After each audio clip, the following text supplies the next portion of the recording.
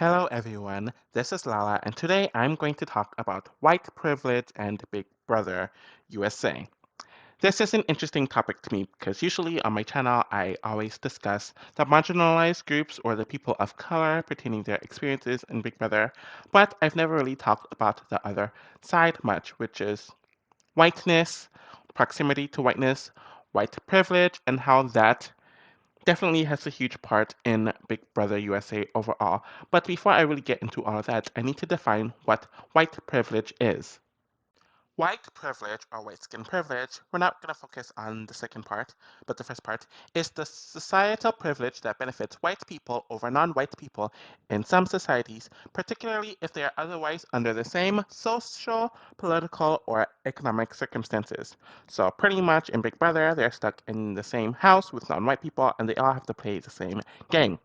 With roots in European colonialism and imperialism and the Atlantic slave trade, white privilege has developed in circumstances that have broadly sought to protect racial privileges, various national citizenship, and other rights or special benefits. So the part about citizenship is definitely why a lot of non-white people try to pass as white or wanted to be legally recognized as white because they wanted to be validated and feeling like they belong. And they wanted to attain benefits and privileges. And we see a lot of this in Big Brother, where people sell out others or do anything to get that benefit and to be recognized as a proper being. In the study of white privilege and its broader field of whiteness studies, both pioneered in the United States, academic perspectives such as critical race theory use the concept to analyze how racism and racialized societies affect the lives of white or white skinned people. For example, American academic Peggy McIntosh described the advantages that whites in Western societies enjoy and non whites do not experience as an quote unquote invisible package of unearned assets. White privilege denotes both obvious and less obvious passive advantages that white people may not recognize they have, which distinguishes it from overt bias and privileges. And this is something that so many people tend to forget about when they talk about Big Brother, whiteness, and their relationship with non white people who don't have whiteness. This includes cultural affirmations of one's own worth, presumed greater social status, and freedom to move, buy, work, play, and speak freely. That last part is a prime example of what happens with white people and non white people.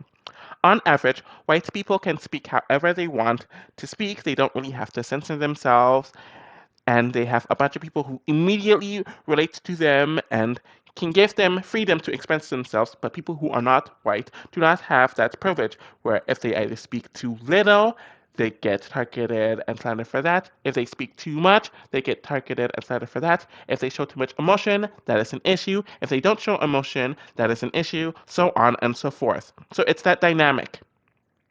The effects can be seen in professional, educational, and personal contexts. The concept of white privilege also implies the right to assume the universities of one's own experiences, sorry, the universality of one's own experiences, that's an important part, marking the others as different or exceptional while perceiving oneself as normal. So this entire last sentence, it's pretty much how Big Brother functions, where you have someone who identifies and is a white person. They are obviously going to see their perspective as the main perspective. When you have 8, 9, 10, or 11 other people who share that same identity, obviously they're going to see their identity as universal and they're going to create a society in the Big Brother house that universalizes their own experience based on their identity, and anything that is different is subjugated, it is slandered, it is persecuted, and sent home very early. When it comes to Big Brother USA, it is supposed to represent the microcosm of life, especially in the Western, specifically the American world. So you are going to see a bunch of people, which even includes race, represented here.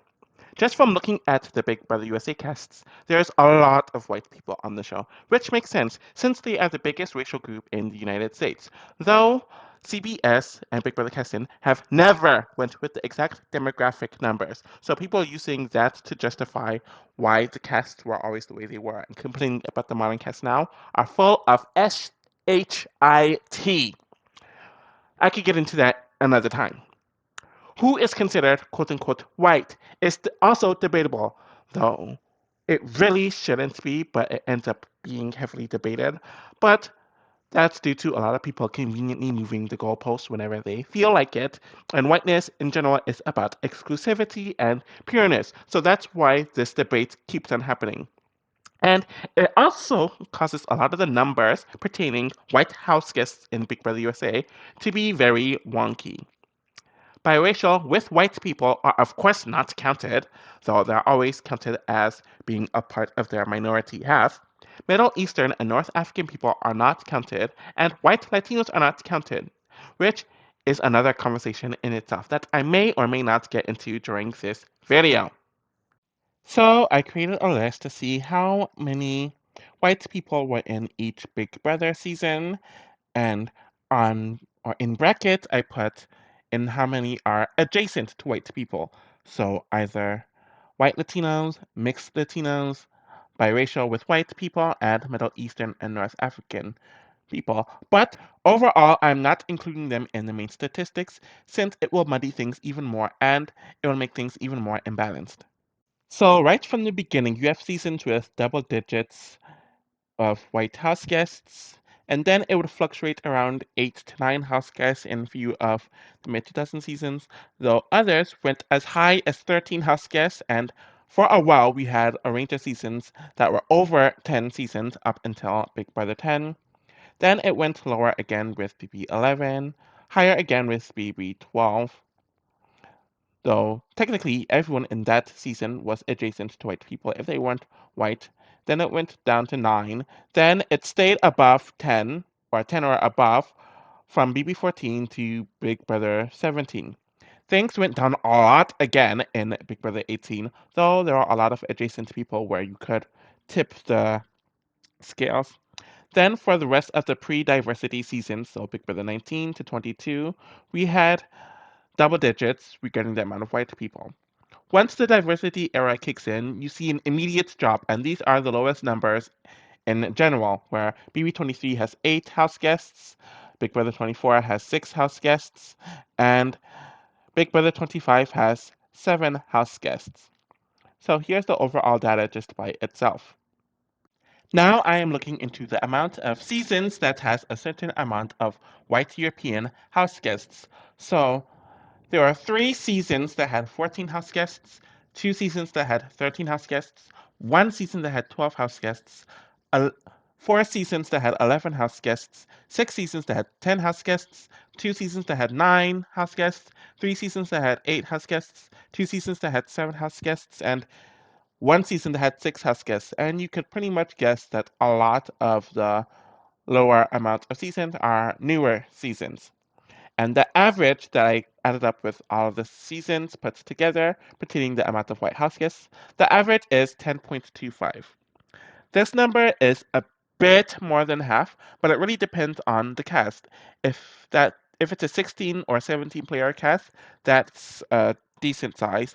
But if it's a 13 or a 14 player cast, that's easily like 3/4 of the cast. So yeah, just looking at these numbers, there's a lot of white people, and I'm just focusing on the Europeans for now.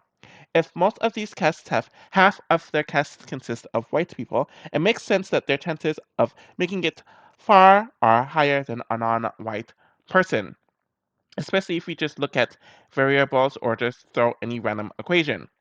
Their chances of making it far are higher, which makes sense, and it's just common sense. Just looking at these numbers, there's a lot of white people, and I'm just focusing on the Europeans for now. If most of these casts have half of their cast consisting of white people at the very minimum, meaning more often than not, it's more than half, of course it makes sense that their chances of making it far are higher than a non-white person. People tend to align with people who are like them, and whether it's conscious or not, or intentional or not, it is sensible for people in the same race to feel more kinship and comfort around one another, compared to someone from a different race, since it's an immediate physical and verbal differentiation that will take time for people to find commonality with through conversations and spending time with one another. But we do know that some people do not speak much on Big Brother and don't bother getting to know certain people. And then there is the group of people who do have proximity to whiteness, whether it's legally and or phenotypically, but the cultural differences make them seen as non-white, i.e. Middle Eastern slash North African people and white Latinos, or them having admixture of something else that causes people to not see them as white, i.e. mixed Latinos and biracial with white people. Some of them do have a closer tie to whiteness based on their phenotype, meaning they look primarily white, or just the type of family that they grow up with, which could very well be them growing up primarily with white people. And the environments they grow up in, i.e., the neighborhoods that have a lot of white people, for an example, could cause them to want to align with the White House guests, who are like the people in their real lives, or some of these people identify as white themselves. But there's that cultural shock, and people seeing anything that's different about them is picked apart, and they are seen as othered, even by casting departments and the networks. But for now, we won't include them in the data or really talk about them much. Speaking of data, let's show the data of the winners of Big Brother and to see the amount of white and quote unquote non-white people are on the list, some ratios, percentages, and all of that. Like the winners list, I am not counting the white adjacent people on the Endgamers list. So this list is solely focused on the European white people who made it to the end, or the amounts that made it to the end game.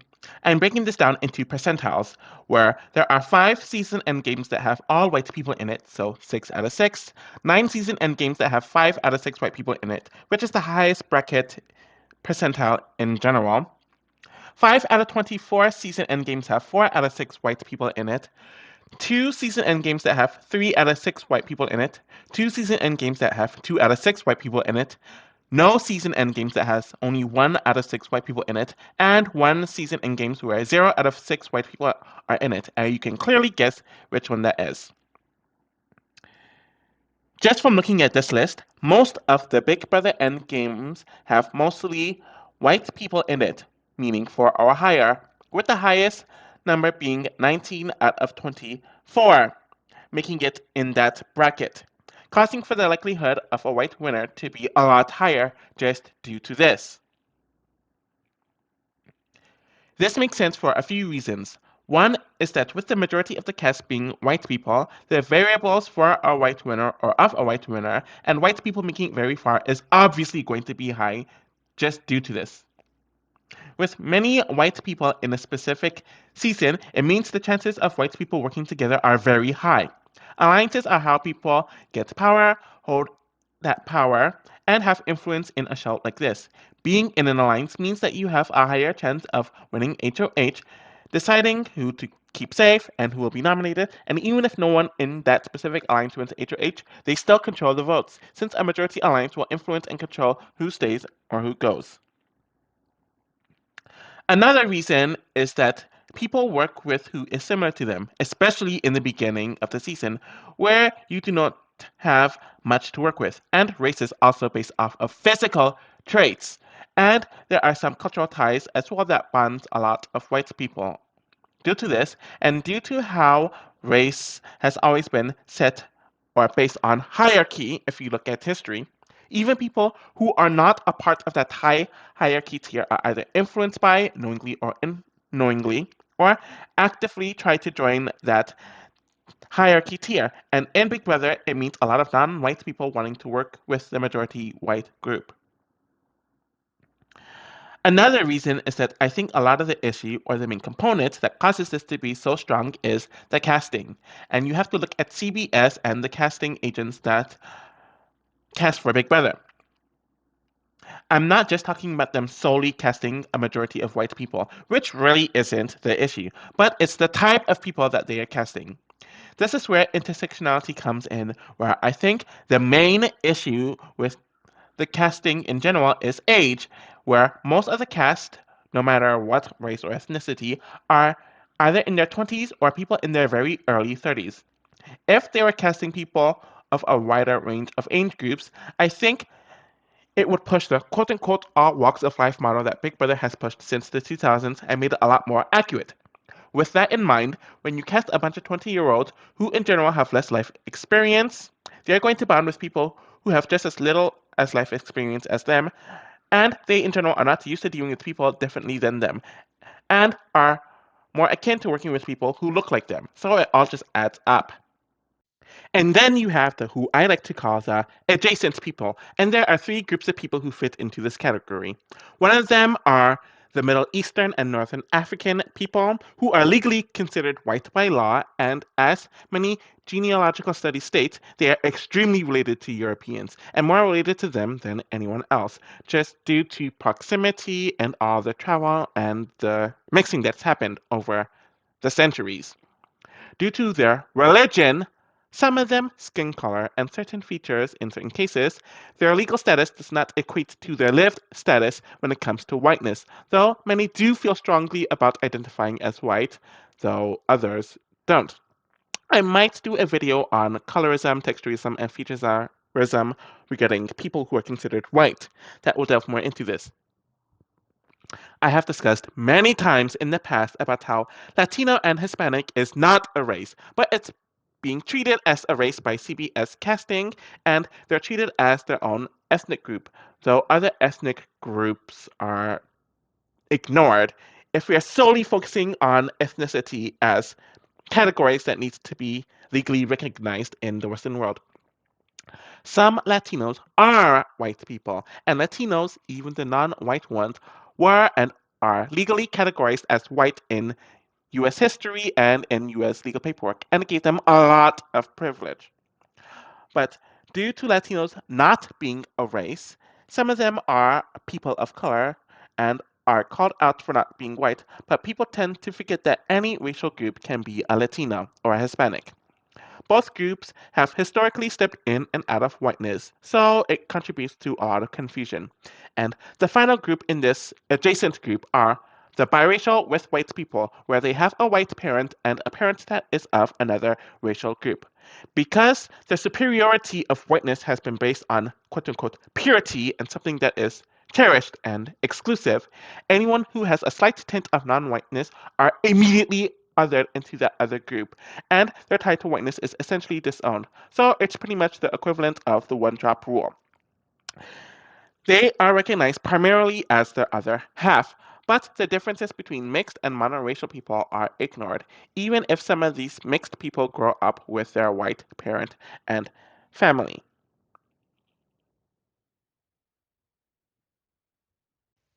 You see many elements of this ostracization and otherness in Big Brother, where Middle Eastern and North African people have been othered by white people. Latinos have been othered as well, and the same thing with biracial with white people. And what makes it worse is that casting tends to encourage this by casting them as people of color and completely ignoring that they may identify or have any ties with whiteness, while also not creating a safe space for them to fully delve into and embrace their identity. And casting a lot of ignorant white people and kind of protecting them as well.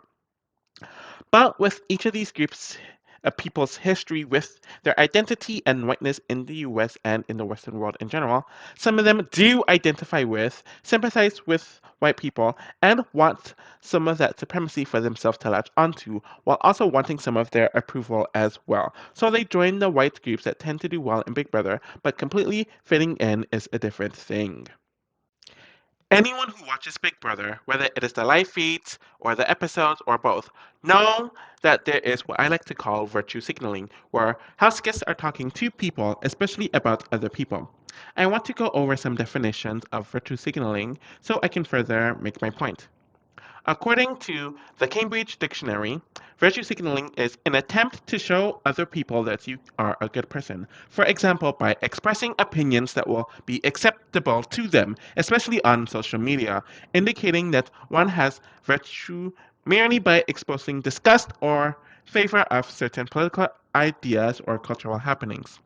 Another definition is the public expression of opinions or sentiments intended to demonstrate one's good character or social conscience, or the moral correctness of one's position of a particular issue.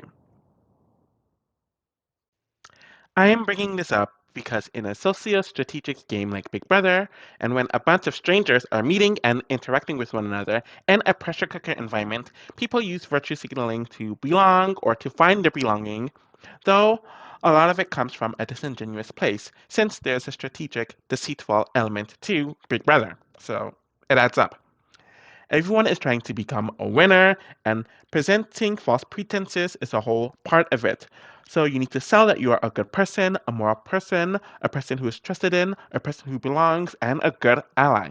But the thing with virtue signaling is that you have to other stuff, whether it is other beings or tools that a certain group of people like to make those people seen as lesser and for you and your group to be seen as morally better. A lot of comments are thrown at non-white people about non-white people to ostracize them, other them, and to make them seem lesser than, so that people would not align with them and so people could evict them easily. Which is where a lot of the white privilege comes in, since it is a tactic that a lot of white taskists use in Big Brother, and I don't even know if they're consciously aware that they're doing it or something that's so subconscious in them, but you see this almost every season and it almost never fails.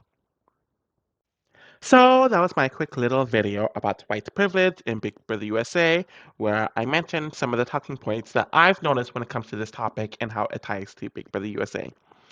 Maybe in the future, I'll actually go into each season or a majority of the seasons to pinpoint specific examples as to where white privilege came into place, how it affected certain seasons, and go further into detail. But I didn't feel like doing that in the video as I kind of wanted this to just be a bit more general and to look at some of the data. So I am going to make a similar video about male privilege in Big Brother and whether that exists or not. I still have several other Big Brother videos I'm going to do. I'm probably going to make other videos that aren't involving Big Brother, and there's a lot to look forward to, and I'm just hoping that I can get these videos out in a consistent pace. Thank you all for watching, and I hope you're all taking care of yourselves. Bye!